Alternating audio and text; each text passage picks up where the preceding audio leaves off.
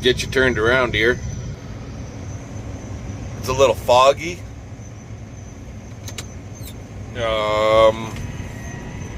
It's Saturday, November the 3rd or 24th, something like that. And today is supposed to be tub grinding day. The young guy was expecting to be here about 9:30. The operator of the truck. He's not the owner of the truck, he's the operator of the truck. And I believe his name is Daryl. So, but yeah, she's hoarfrost like crazy, well, rolling in like crazy with this fog.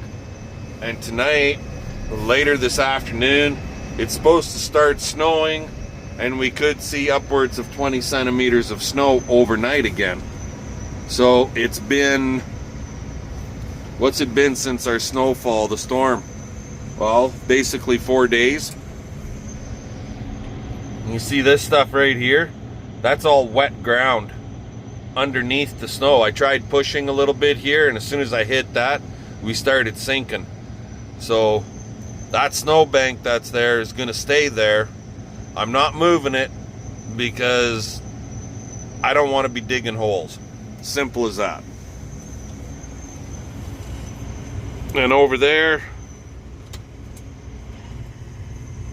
you can see the smoke coming out of that chimney stack.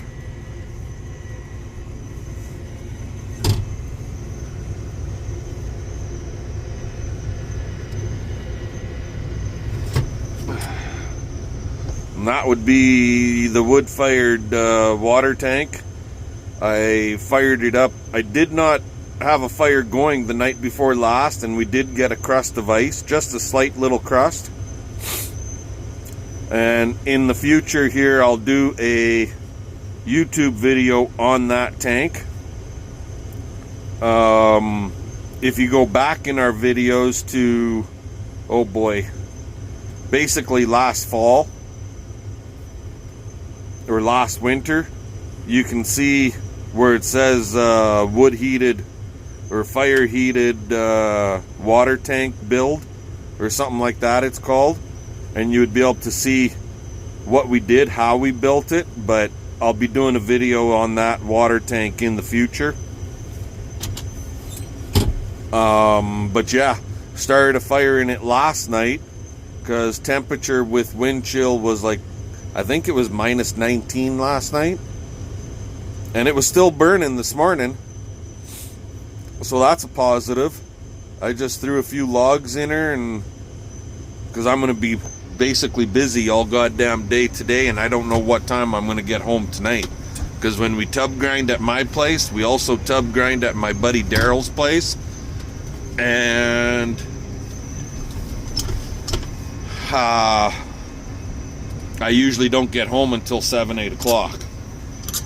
So I have no idea where Thalen is, being that it's 9:45.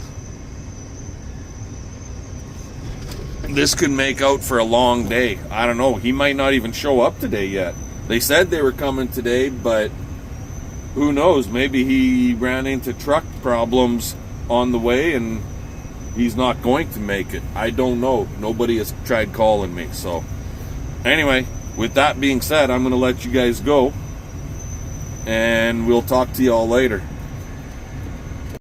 That guy's been hanging around here all year in this general neck of the woods. Here we go. BP's taxi service.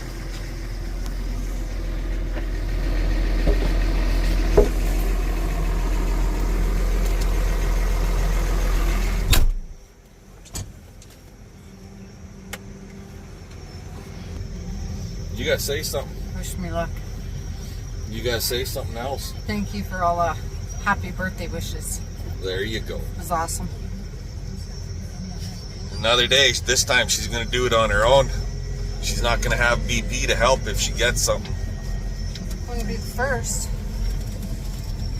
No, it wouldn't be the first, but, and it won't be the last. Anyway, I'm gonna get CP out there. I did get a text message from, He's gonna fly. there Look he at him, goes. mate.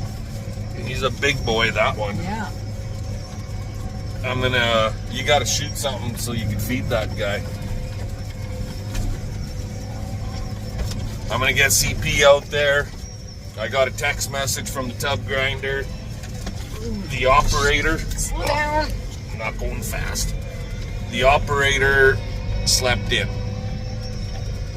So, yeah, it's gonna be a bit before he gets here.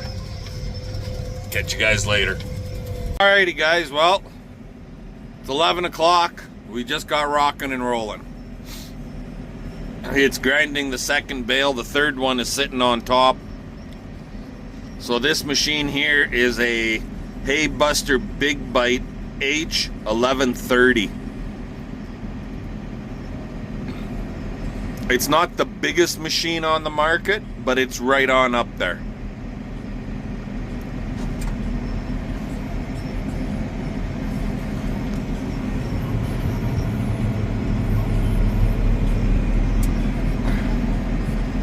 So there's one small straw bale in the pile, and then the hay bale, a big hay bale, and then a small or a big straw bale, now a little straw bale, and then we'll be getting into, this is just how I'm starting my rows, starting my pile I mean, and now I'm going to get into the actual rows that I made and the way I made them. So each row out here, each row of bales is a different kind of feed. It may be a yellow oat feed, a yellow barley feed, a weedy hay bale, a good hay bale, so on and so forth. There's all kinds of stuff out here.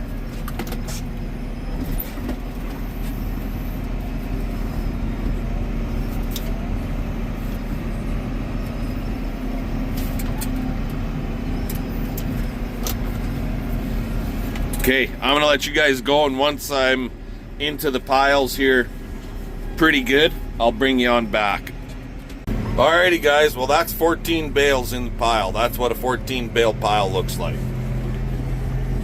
My rows are 7 bales. I got 7 rows here. Not 7 bales, but 7 rows. And each row is just a little bit different on feed. From, like I said before, we've got barley, we've got oats, we've got good hay, we've got bad hay, we've got slew hay. So yeah, we've got a mixture of everything going into here. We've got some weedy bales. So my plan is to run for about 4 hours, and we'll see where we're at by then. So 3 o'clock in the afternoon. So with this machine, basically you can see the big tub up there, it's turning. Underneath the tub there's a big rotor, there's a grating and a screen and a big rotor with hammers attached to it, and those hammers similar to my bale processor, only with the grating or the screen you can cut your product a lot finer, and as the bale shreds down or grinds down, you just keep adding more bales in. Then it drops from that rotor, it drops onto the conveyor and comes out the back into the pile.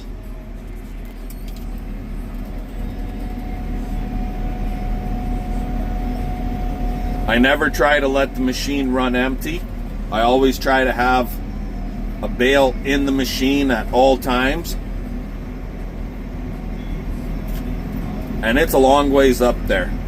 Like Big Blue here, his loader is pretty much maxed out.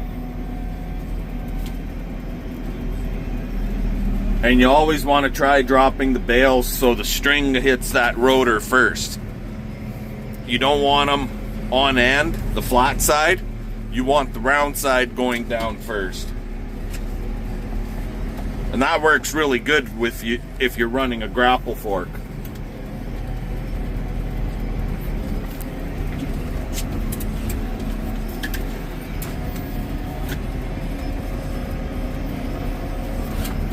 And because our bales are pretty friggin' heavy, it's making Big Blue. If I grab it just like this, nothing on the other side, it makes them a little on the tippy side on this front tire, the front left tire there. So generally what I do is pull the bale out, set it down, re-grab it so it's more in the middle of the bucket. Makes for, especially when you're lifting that high up in the air. Last thing a guy needs to do is tip his friggin' tractor over when he's tub grinding.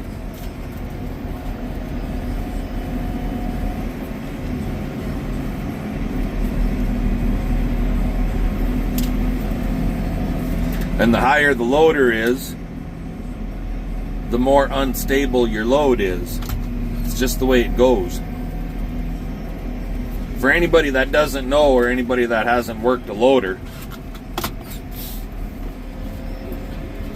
I think we are to the top edge of that machine. We're something like 12 and a half or 13 feet. So yeah, it's up there. Anyways, I'll keep grinding. I'll bring you back a little later. Hey guys, so we've been grinding for an hour and we've done 36 bales. So that ain't so bad. That's like just under 2 minutes per bale for the grind down. What's my cost? Well, it's hourly rate, and I don't know if they've upped their rates or not this year, but they've been running at $2.50 an hour plus fuel. So what they're going to be this year, I don't know. But the last 3-4 years that I've been getting these guys, this is Crest Livestock, and that's what they've been charging, $2.50 an hour plus fuel.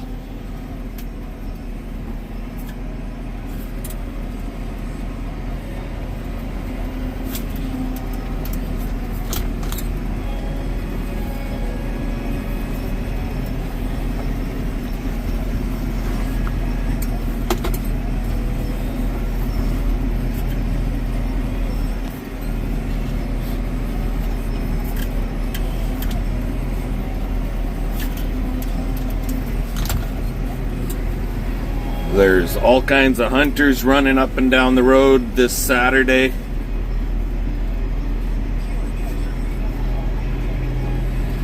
There's hunting, whitetail season is full swing right now.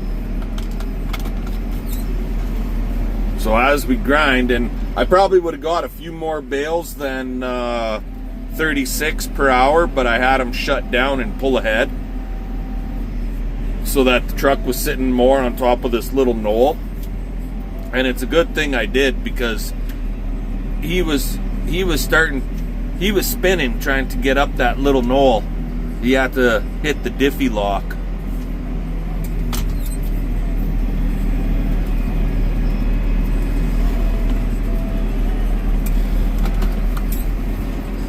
So how does it mix?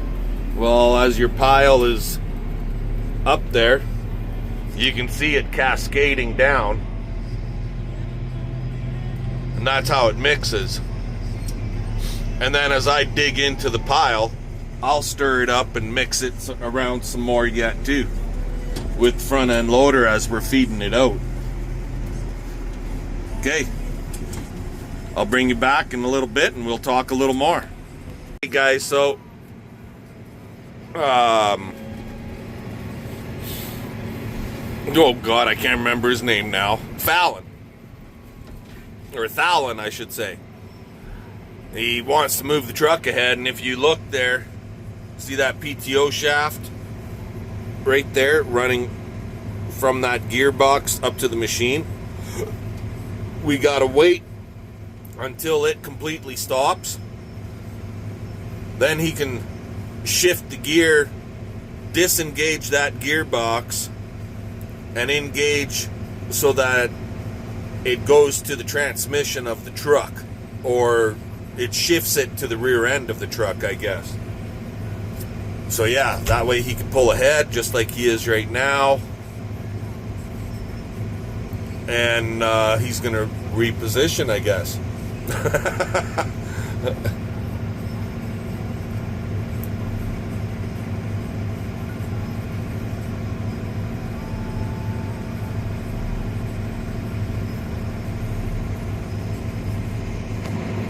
There we go.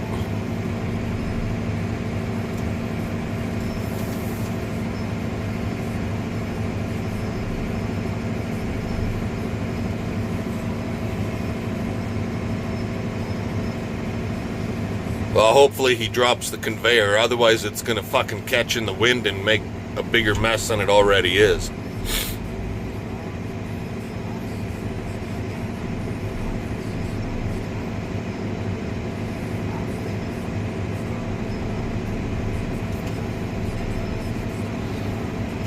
I'm not 100% sure what he's doing.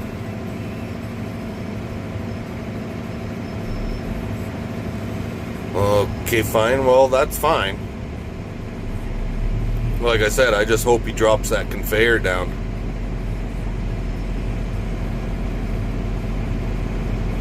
There it goes.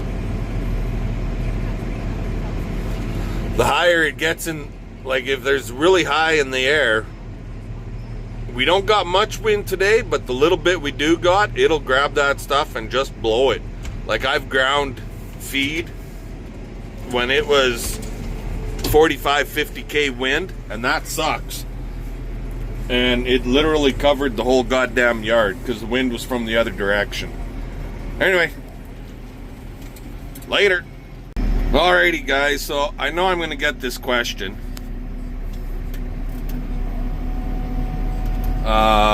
What are you doing about the twine? I ain't doing a damn thing about the twine. 95% of the twine, remember when I was saying about the rotor that's in the machine? 95% of the twine gets wrapped up in that rotor. The other 5%, I'll find it in the feed and we pull it out. But for that 95%, when we're done grinding, he'll lift the tub up and he'll pull all that twine off the rotor and leave it in a pile here in the yard for me to clean up. That's generally what happens.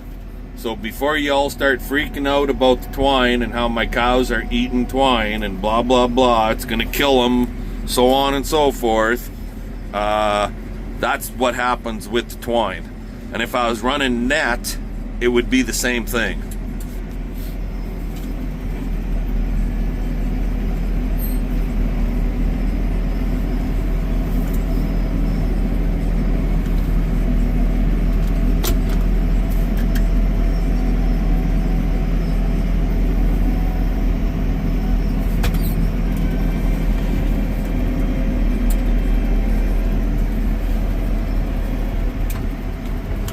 We're not quite half done yet.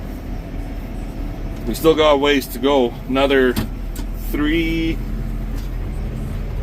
Roughly another 3 or 4 rows, so another 30-ish bales, then we'll be half done. Anywho, continue on.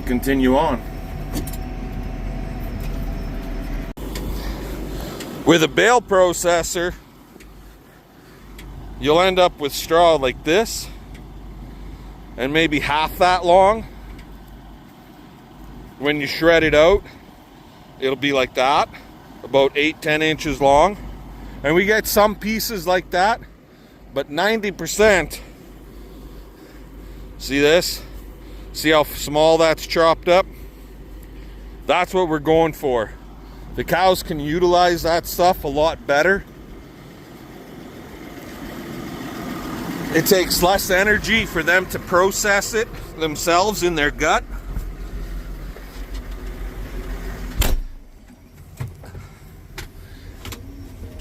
And it just makes an all-around better ration.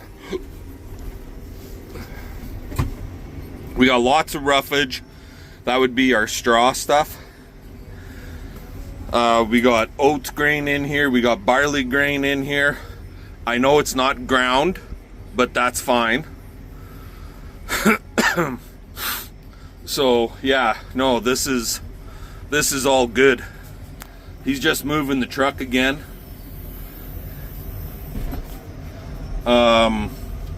We got pure alfalfa. We've got an alfalfa grass. It's like a brome, smooth brome, meadow brome. A little bit of triticale. There's a little bit of orchard grass in here. So we've got all kinds of stuff going on in here, right?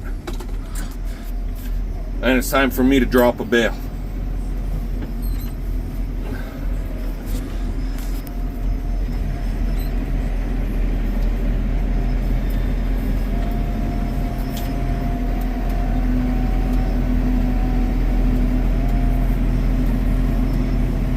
It's actually been slowing down a little bit because of there's a few bales that were a little on the tough side. So you see this twine hanging here? Well, instead of me fighting trying to get it in the machine, I ain't doing that. I'll dump it on top of this mini fucker.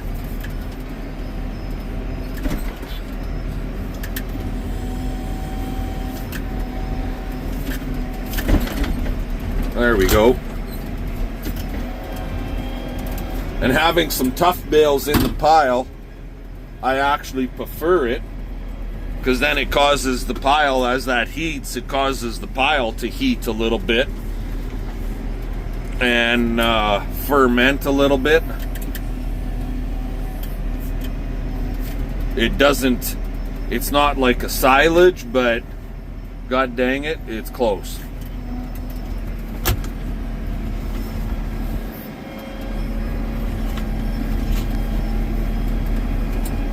Okay.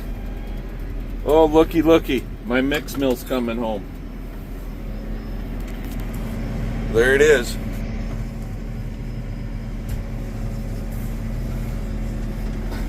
My buddy Daryl. And we're going to his place here. When we get done at my place, we're going to go to Daryl's place. So,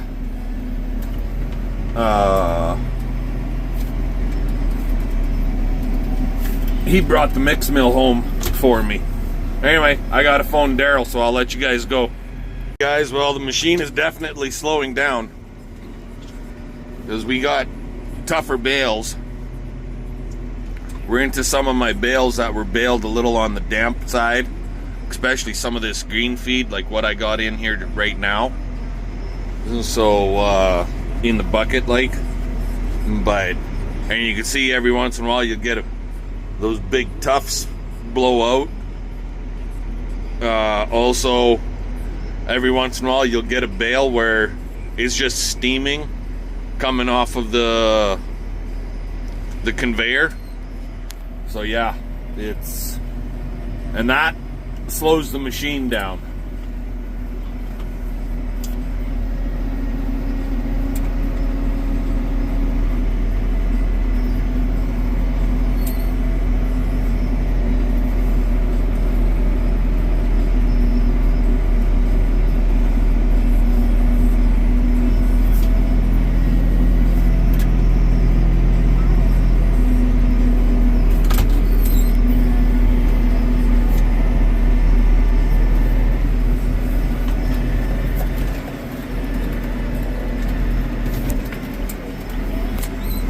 But know what time it is. We got to go for at least another hour to an hour and a half, I would think. Most of this pile should be used up. Most of these bales. And if we don't get them all used up, well, I plan on getting them to come back. I'm hoping by the time we're done here today, I'm hoping this will last us till February, and then have them come back in February for another roughly 4 to 5 hours to do another 150 to 175 bales.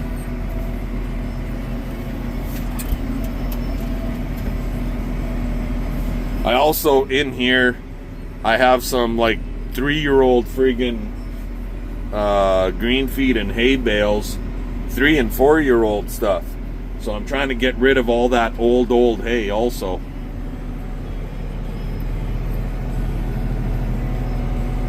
Anyways, continue on. Call the pad program at 306. If you guys can see that right there, that gray colored stuff, that's not dust. That's, well, right now there it was, but at first it was steam. There's some more steam coming off a hot bale. So then the pile will stand up taller. It won't cascade as good, and you get more of these pieces flying up in the air like little chunks, but that's okay. That's what we want. So on them cold days when that feed is warm, it helps keep them cows warm too. That's my theory anyways. Anyhow, catch you later. Alrighty guys, so some of you might say, well, BP, cows have friggin' teeth. Why are you grinding this up like this when cows have teeth and they can chew their food? Well, yeah, you're right. Cows do have teeth. But in my estimation, my personal opinion, those cows that are 8, 9 years old, all the way up to 15, those are your money maker cows. So if you go out and you buy heifers or you buy second calvers, like 3-year-old type cows, 4-year-old cows, right now the way the prices are, and generally speaking any year, it takes at least 2 years for that cow to pay for herself just from her calf, and then another year just to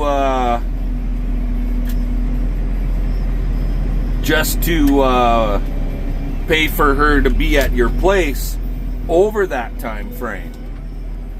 So you need 3 years out of that cow. So if you're buying let's say a 4-year-old cow, she's had her second calf. By the time that cow pays for herself, she's 7 years old. Now, to make some money off of that girl, now this is my personal opinion, you want to be able to keep that cow for another 5 years minimum. So why not grind your feed, add straw in. You can use mediocre feed and turn it into good feed, and the cows will do just fine on it. You can put straw in there if you're a little bit short on feed, on good feed.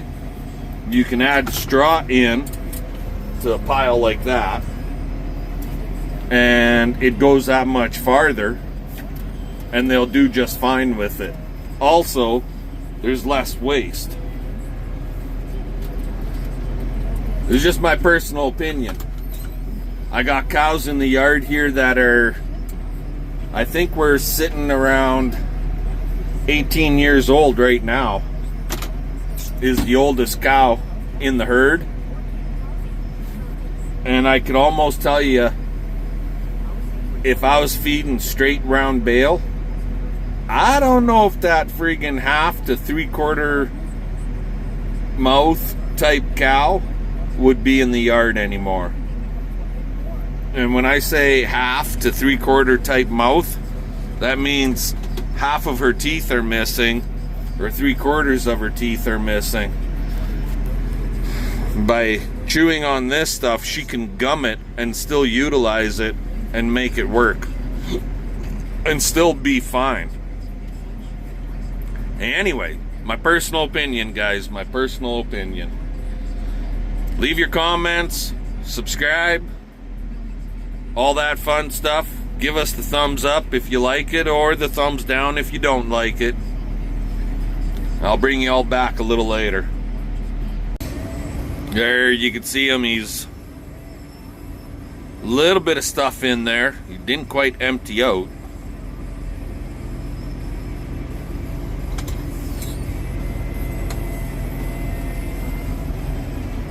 We just dumped the last bale in there.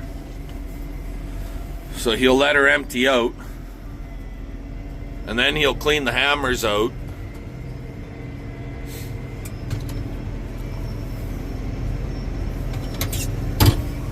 So in this pile, to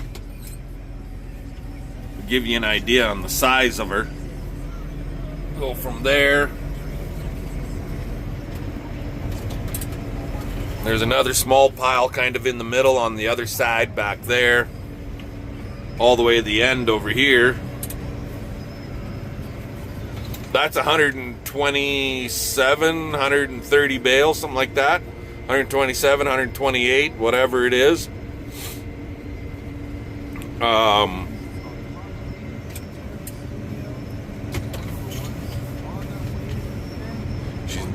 He's just dumping it out because it doesn't want to clean out.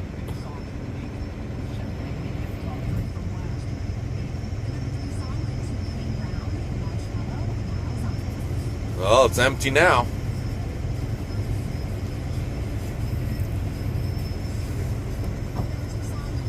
And you can see the hammers spinning there.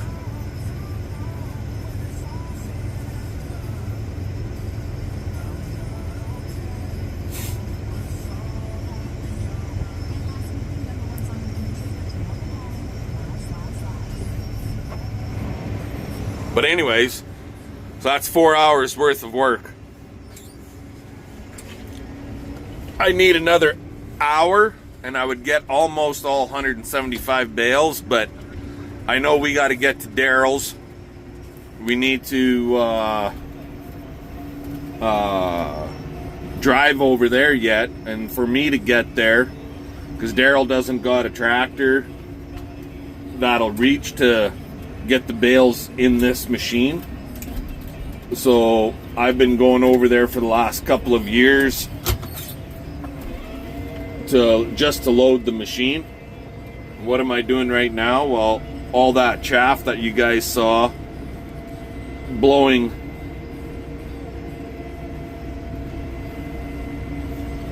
off to the side,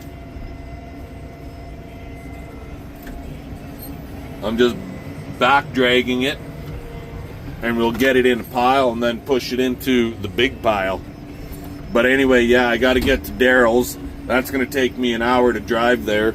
He needs to finish cleaning the machine out, plus he has to fill with fuel before he leaves here. I don't have to worry about fuel. I got lots to drive to Daryl's, do the job that needs to be done, and get home yet. So I ain't too worried about fuel for myself, but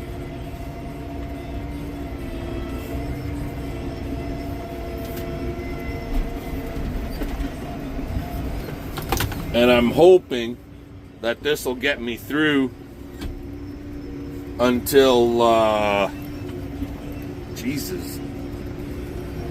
until February.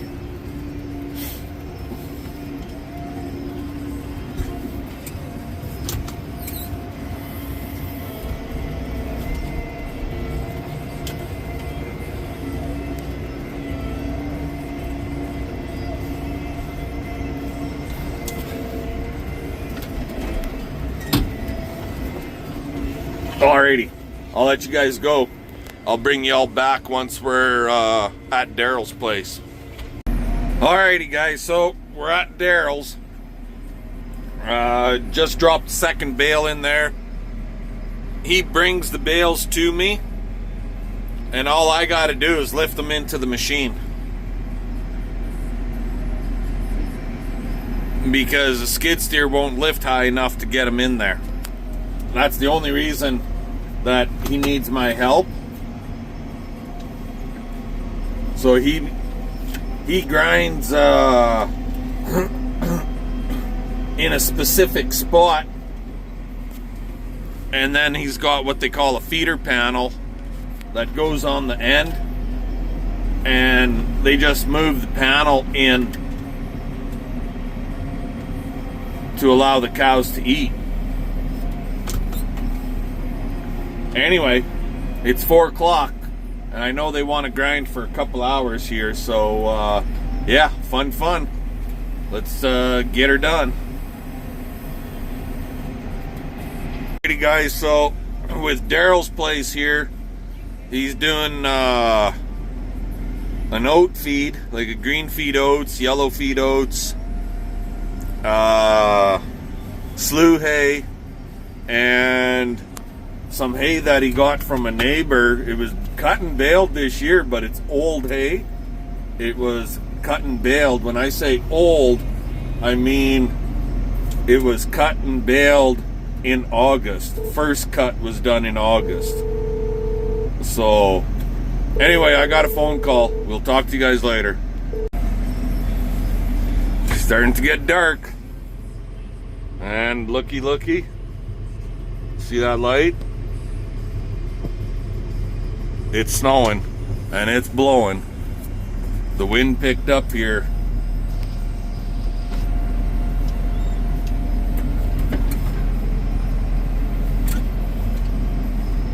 And these bales are dampish and they're grinding hard. Daryl's hoping to do about 100, but even if we get 80 done, he'll be happy.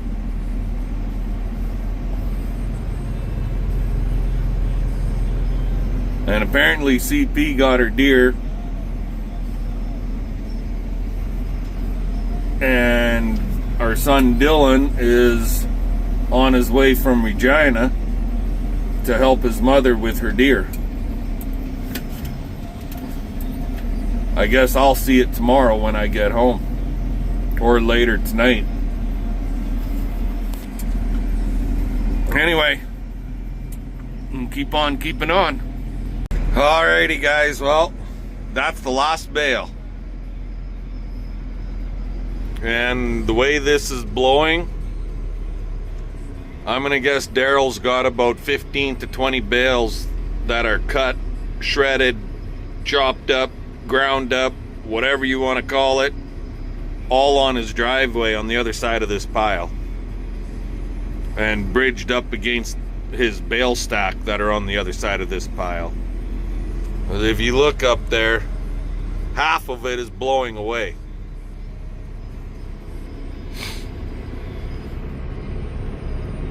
She's really starting to blow. It's snowing like a bugger. We're in for it again tonight. Only this time, last time the wind was blowing from the northwest, and this time it's blowing from the east southeast.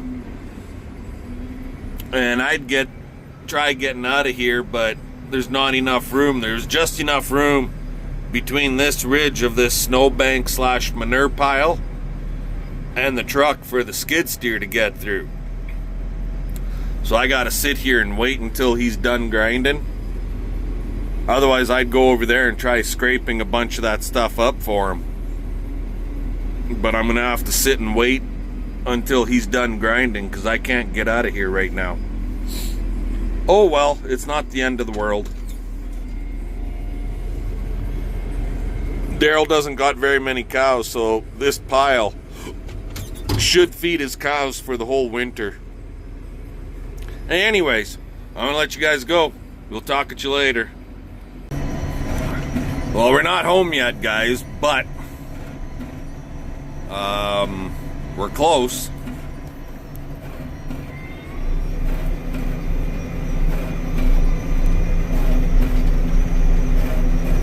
You see that little black line in front of the tractor?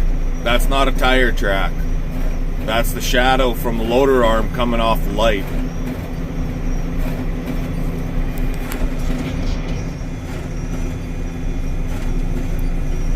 It's kind of at times difficult to see the road, and it might not. That gives you a better view, maybe.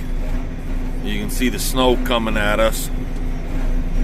It's not as bad now as it was when I first left Daryl's place. Over there, it's really friggin' bad. And my window is starting to ice up. See that? So that's not ideal, but we're almost home. We're only a couple miles away, so I made it this far. I'll make it the rest of the way. Anyway, I'm gonna let you guys go. Fun, fun, fun. Let's get her done. We'll catch y'all later. Well, we made her home, and I can safely say it's gonna be another day of pushing snow all day long tomorrow.